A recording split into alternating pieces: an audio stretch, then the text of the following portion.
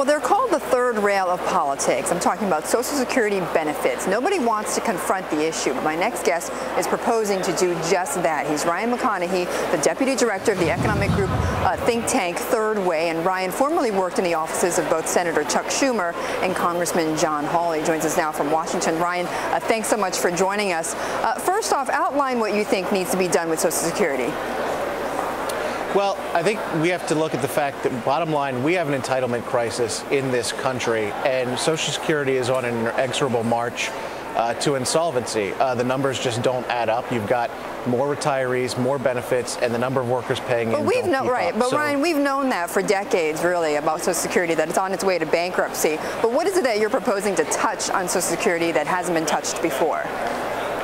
Well, our proposal is a savings-led solution. We think you've got to balance it. We have a balance of every $2 that we reduce benefits is matched by $1 in revenue. So it's a savings-based solution, and we spread the adjustments. So we have, we change the COLA so that benefits rise more slowly. Cost of living adjustment. Right. We gently nudge up the retirement age slowly to 70 years old, and we also means test the program. When? 70 years old by 70 by 2072. Okay.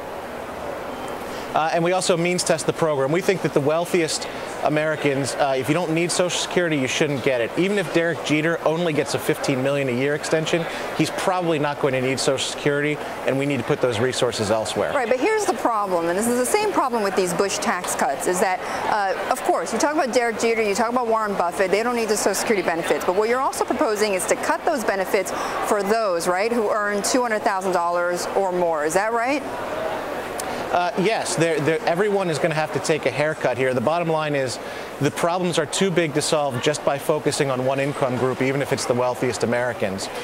We've made these changes. They're phased in gradually over time, and the choice is not do something or do nothing. It's do something now or do something drastic later on. Right, but Ryan, the thing is that people are going to say 200,000 plus income earners are not the wealthiest of Americans. They're wealthier than the bottom third of the population. How are you going to get support for a proposal like this when you're talking about people who would consider themselves in the middle class or upper middle class?